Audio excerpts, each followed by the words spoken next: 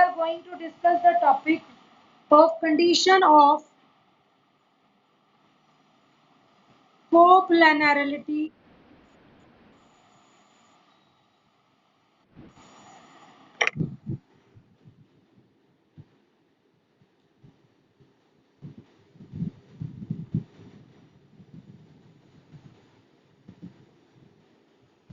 Condition of coplanarity of two lines.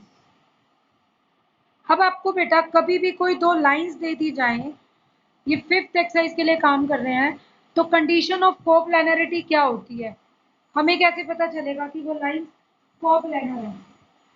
Late हमने दो lines ले ली, r is equal to a1 plus lambda b1 and another r is equal to a2 plus mu b2, b2 lines. हमने दो lines मान ली है, let these be the two lines. These two lines will be coplanar. ये कब coplanar होंगी? These two lines will be coplanar if either these are parallel or these are intersecting. मतलब कोई भी दो लाइंस दी हुई है बेटा, हमने कहा एक प्लेन में है, सपोज ये दो लाइंस है, या तो ये एक ही प्लेन में अगर ले रहे हो तो आपकी नोटबुक एक प्लेन है, अगर हम एक प्लेन में लेते हैं या तो हम ये कहते हैं कि बिल्कुल पैरेलल है, और अगर कोई पैरेलल नहीं है तो फिर थोड़ी सी भी अगर टिल्ट है तो कहीं ना जाए कहीं पर थोड़ी देर के बाद ये मीट करेंगी, किसी पॉइंट पर तो ये मीट करेंगी। ठीक है, अगर हमें ऐसे दी हुई है, ऐसे दी हुई है, तो एक्सटेंडेड लाइन करने के बाद ये कहीं पर जाकर मीट कर जाएंगी। तो कोई भी चीज़ की अगर कोई भी दो लाइंस है उनको कोप्लानर बनाना है तो कोप्लानर की दो ही कंडीशंस क्रिएट होती हैं, या तो वो पैरेलल बन जाए या वो इंटरसेक्टिंग हो जाए। अब case one, when lines are parallel, अगर आपकी लाइंस पैरेलल है, पैरेलल हो तो हम सबको पता है इन दिस केस दो पैरेलल वेक्टर्स का क्रॉस प्रोडक्ट क्या होता है, जीरो। हमने पढ़ा था ना कि अगर दो वेक्टर्स पैरेलल है तो उनका क्रॉस प्रोडक्ट जीरो है, और परपेंडिकुलर है तो डॉट प्रोडक्ट जीरो है, जो कि क्या है, कंडीशन है for lines to be parallel. तो लाइंस टू बी पैरेलल की हमारे पास क्या आ जाएगी condition, which is condition for lines to be parallel.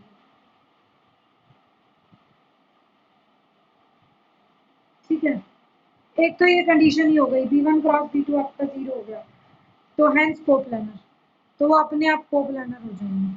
मतलब दो लाइंस दी हुई हैं, अगर आप इसका b1 और इसका b2 ले लें, अगर b1 क्रॉस b2 जीरो आ रहा है तो लाइंस क्या हो जाएंगी, पैरेलल एंड हैंस कोप्लानर, एक ही प्लेन में हो गई।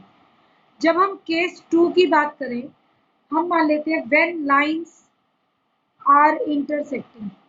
मान लो वो पैरेलल नहीं है, लेकिन हमने ये मान लिया कि वो लाइंस क्या करती हैं, फिर दो ही बातें हो सकती है, या पैरेलल या इंटरसेक्टिंग। मान लो लाइंस पैरेलल नहीं है तो व्हेन लाइंस आर इंटरसेक्टिंग, अगर कोई दो चीजें बेटा इंटरसेक्ट कर रही है, ध्यान से देखना, इन दोनों के बीच में डिस्टेंस ये भी बनेगा, हम ये भी डिस्टेंस ले सकते हैं, ये भी डिस्टेंस है, ये भी डिस्टेंस है, ये भी है, लेकिन अगर इन लाइंस को एक्सटेंड किया जाए तो कहीं जाकर ये मिलेंगी भी सही।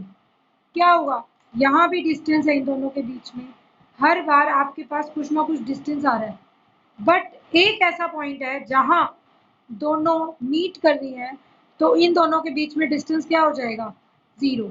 हम ये पढ़ते हैं कि किसी भी दो लाइंस के बीच में हम डिस्टेंस निकालते हैं, अब मैं b1 क्रॉस b2 तो जीरो नहीं कह सकती क्योंकि ये दोनों पैरेलल नहीं है। अब b1 ऐसे जा रहा है, b2 ऐसे जा रहा है, बट ये इंटरसेक्टिंग है। जब कोई दो चीजें एक पॉइंट पर मिलती हैं तो यहाँ से एक नई बात अराइज होती है कि अगर ये मीट कर गई तो इट मीन्स एक कॉमन पॉइंट होगा, तो सेम पॉइंट का सेम पॉइंट से डिस्टेंस क्या होता है, जीरो, शॉर्टेस्ट डिस्टेंस जीरो हो जाएगा। फिर यहाँ से एक बात और आ गई, व्हेन लाइंस आर इंटरसेक्टिंग, तो हम क्या कहेंगे, two lines intersect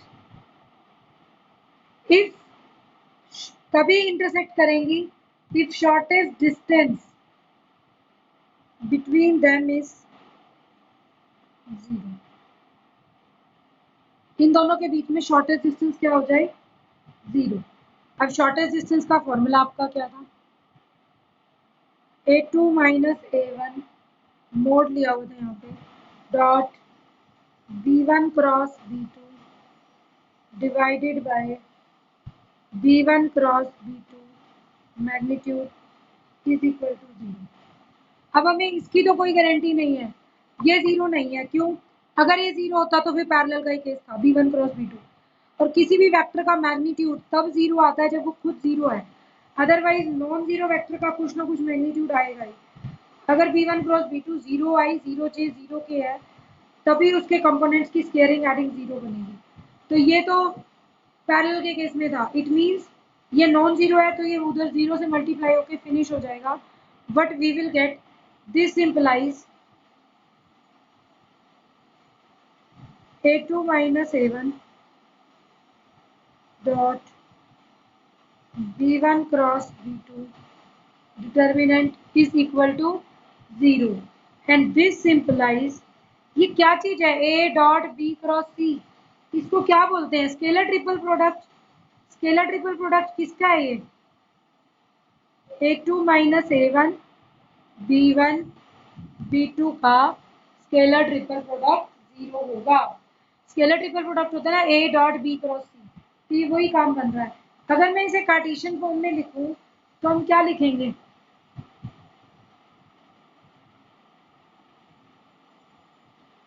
to lines, are वाली क्या हो जाएगी, x minus x one by a one, L1 ले लीजिए L1, y minus y one by m one, z minus z1 by n1, and x minus x2 by L2, y minus y2 by m2, z minus z2 by m2 are coplanar if ये determinant 0 हो जाए। और वो determinant क्या होगा, आपने लिखा a2 minus a1, या a1 के पॉइंट्स क्या है x1 y1 z1, और a2 के क्या है x2 y2 z2, तो बनेगा x2 minus x1 y2 minus y1 z2 minus z1, L1 m1 n1 L2 m2 n2, this determinant must be equal to 0। ये डिटर्मिनेंट आपका 0 के इक्वल हो जाना चाहिए।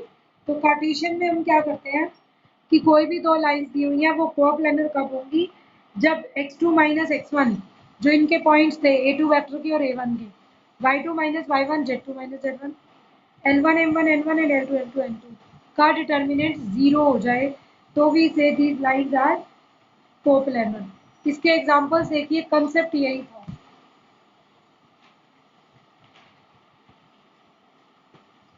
नेक्स्ट एग्जांपल 1, एग्जांपल 1 है बेटा, determine whether following pairs of lines are coplanar और not. दो लाइन्स दे दी आपको,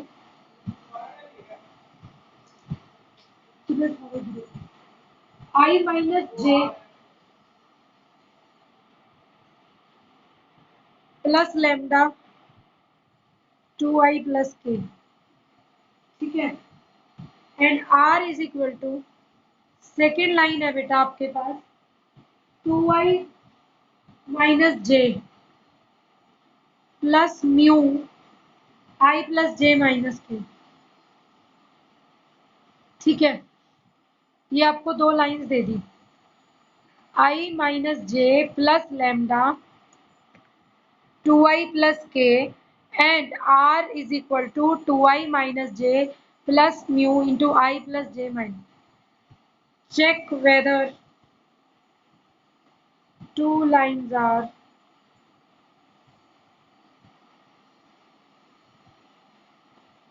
पहले इसमें से वेक्टर चुन लीजिए, a1 है i माइनस जे, b1 है 2i प्लस के, A2 है 2i माइनस जे, B2 है i plus j minus k. ठीक है, तो ये आपके वेक्टर्स आपने चूज कर लिए। कोप्लेनरिटी के लिए पहले B1 और B2 ही देख लो, क्या B1 B2 का मल्टीपल है? नहीं, क्योंकि यहाँ तो J का कंपोनेंट है और यहाँ J का 2i प्लस के, आई प्लस जे माइनस के। ठीक है, तो ये कंपोनेंट दिया हुआ है बेटा B1 और B2। अब जब आपको B1 B2 कंपोनेंट दे दिए तो मुझे पता है एक दूसरे का नहीं है कंपोनेंट मल्टीपल, तो B1 is not parallel to B, ये तो हमें दिख गया। B1 is not parallel to B2, B1 B2 के पैरेलल नहीं है। सेकंड, अब A2 माइनस A1 का कंपोनेंट फाइंड आउट कर लीजिए।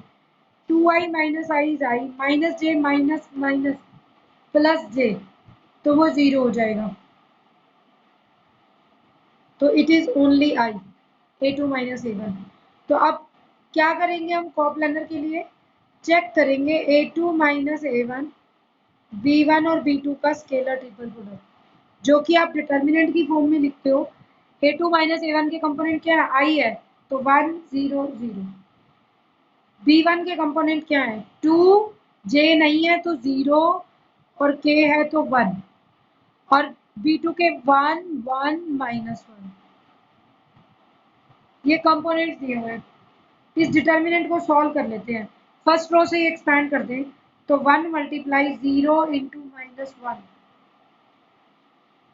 It is minus 1 not equal to 0। और जब ये आ जाए 10,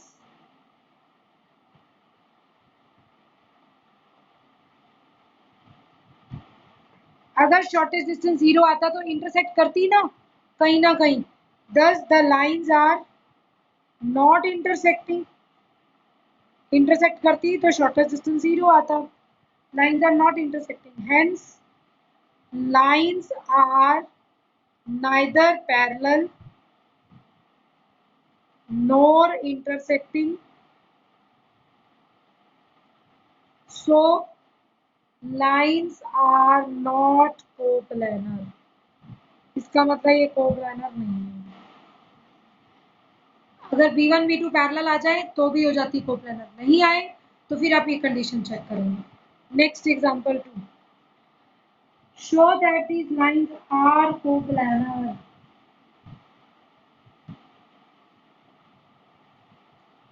show that lines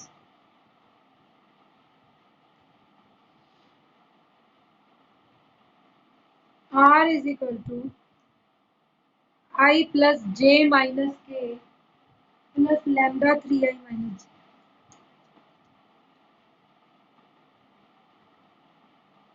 plus lambda 3i minus J, 4i minus K plus mu 2i plus 3K।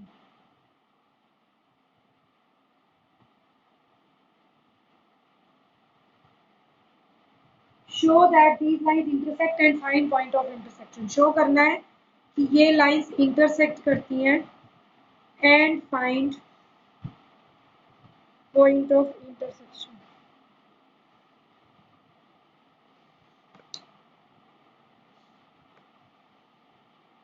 कैसे करेंगे सॉल्यूशन? इंटरसेक्ट करती हैं तो अब इसका एक और मेथड सिखा रही हूँ। वैसे आप इंटरसेक्ट के लिए सीधा दिखा सकते हैं A2 minus A1 B1 B2, ये शॉर्टेस्ट डिस्टेंस निकालेंगे, 0 आ गया तो ये इंटरसेक्ट कर जाएंगे। बट एक और मेथड भी है, क्योंकि इसने कहा पॉइंट ऑफ इंटरसेक्शन निकालिए, वो तो आप ऐसे नहीं निकाल सकते। पॉइंट ऑफ इंटरसेक्शन तभी आता है जब आप ये चीज करके दिखा सके कि इनका कुछ कॉमन पॉइंट है। तो हम एक नई लैंग्वेज से इसको लिखेंगे, हम लिखेंगे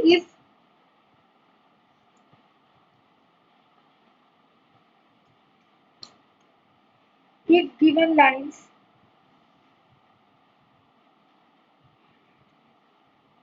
intersect, if given lines intersect, तो क्या होगा? then they must have a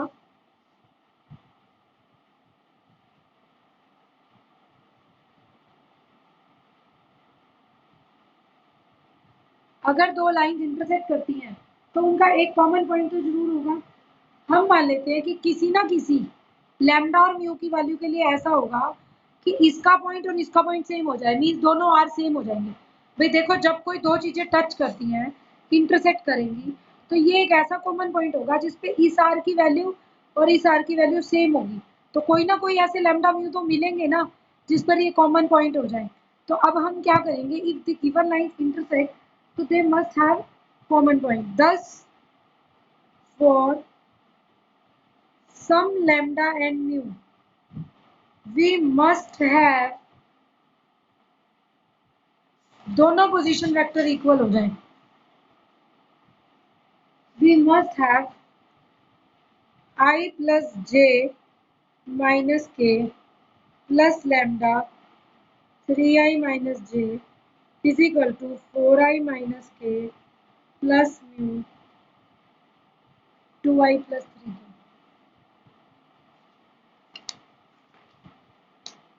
ये आ जाएगा। अब हमने इसको किसी पॉइंट पर इक्वल मानना है।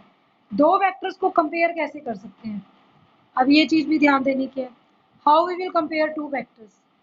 बेटा दो वेक्टर्स तब कंपेयर होंगे, आई वाला आई के साथ जे से कंपेयर है, ओके। तो आप पहले कंबाइन कर दीजिए, देखिए 3 लैम्डा आई और 1 आई, तो 1 plus 3 lambda i j and minus lambda j 1 minus lambda j and minus के।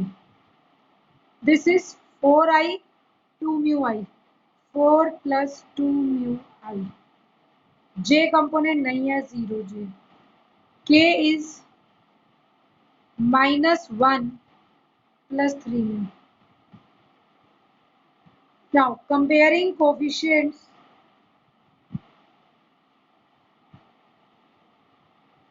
I, J, K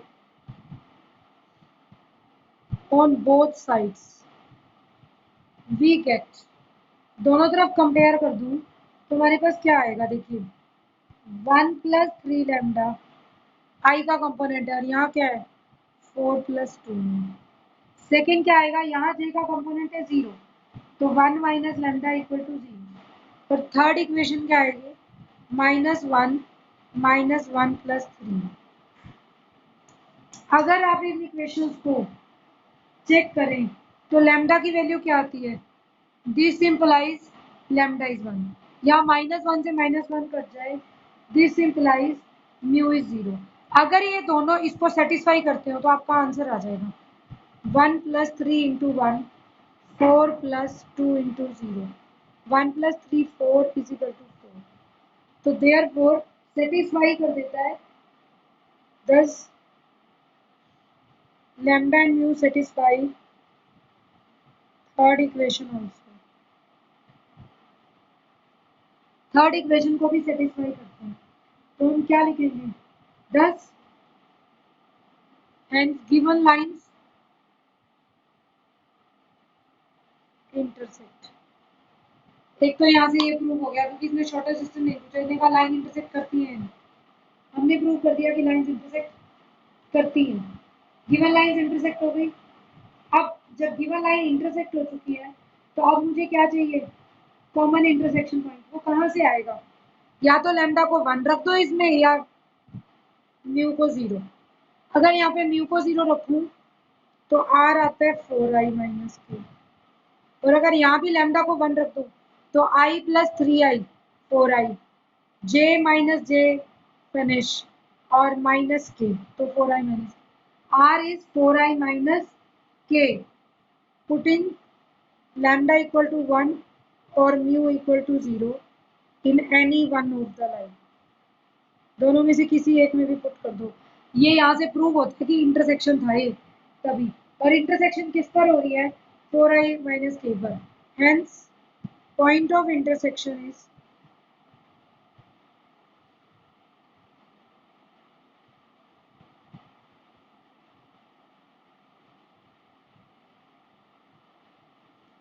i का कंपोनेंट 4, j नहीं है तो 0 और k का कंपोनेंट -1, तो 4i माइनस k का आ गया 4 0 -1। नेक्स्ट क्वेश्चन देखिए, एक तो हम इंटरसेक्ट पॉइंट और इंटरसेक्शन ये आप निकाल सकते हैं इस टाइप से। नेक्स्ट देखिए, Next example F5. Find values of A so that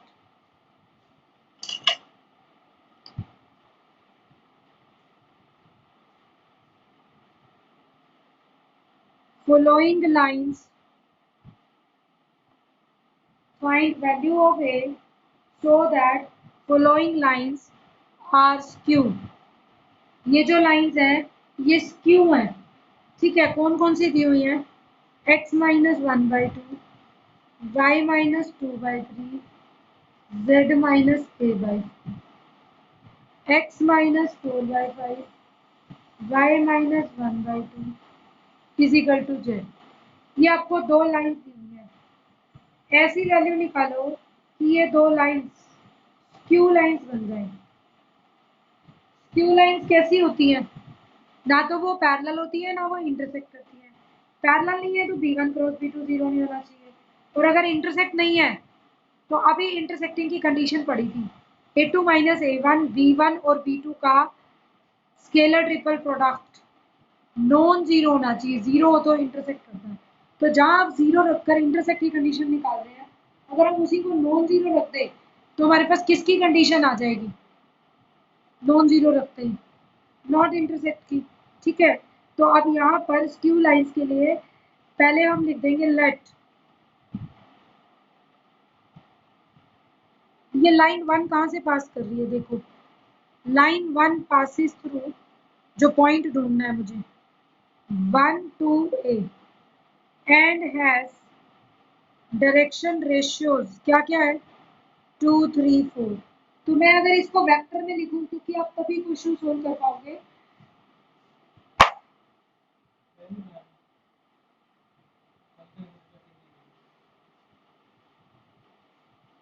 through 1 to A has direction ratios 2 3 4। तो वो डायरेक्शन रेशियोज बेटा क्या हो जाएंगी?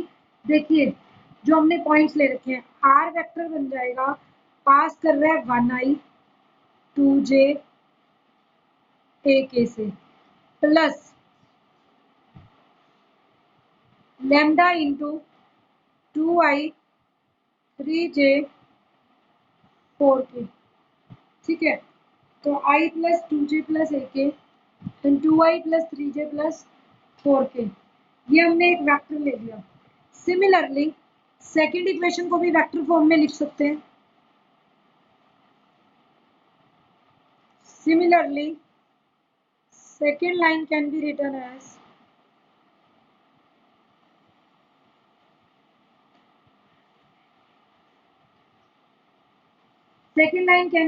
as वो कहाँ से पास कर रही है? देखिए जो आपकी सेकेंड लाइन है बेटा वो पास कर रही है 4 1, जेड के नीचे 1 लिख सकते हैं और 0, तो 4 1 0, तो 4i j 0k plus mu into इसके नीचे है 5 2 1 5i 2j 4k। नाउ अगर कंपेयरिंग करें तो हेयर A1 वेक्टर क्या बन गया आपका? i plus 2j plus ak। A2 vector बन गया 4i plus j plus 0k। B1 vector 2i 3j 4k। B2 vector 5i 2j plus k। ये हमने वेक्टर्स फाइंड आउट कर लिए। अब जब वेक्टर मिल गए तो अब आपको एक कंडीशन लिखनी है पहले। Two lines are skew if they are not parallel and do not intersect। ना तो वो पैरेलल हो ना वो इंटरसेक्ट करती हो। Here the lines are parallel है या नहीं है? B1 और B2, 2 से 5 है और 3 से 2 है, कोई मल्टीपल नहीं है किसी का। Here B1 is not parallel to B2, so lines are not parallel। अब लाइंस पैरेलल तो नहीं है। दूसरी बात क्या आ गई अब, फिर हम आ गया, so they will be skew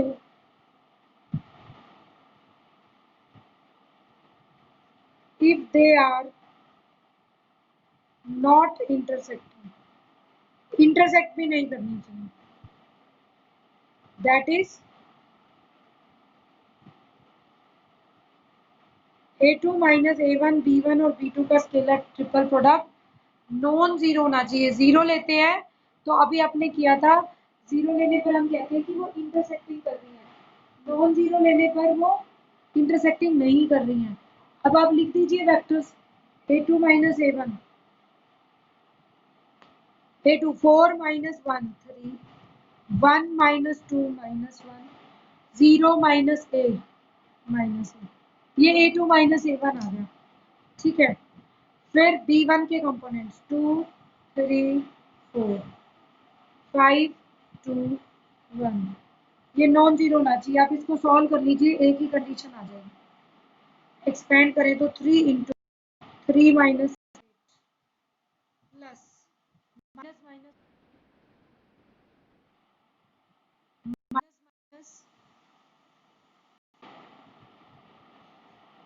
plus 1 into 2 minus 20 minus a into 4 minus 15 is not equal to 0। Solve कर लीजिए इसको, 3 minus 8 minus 5 minus 15, 2 minus 20 minus 18, 4 minus 15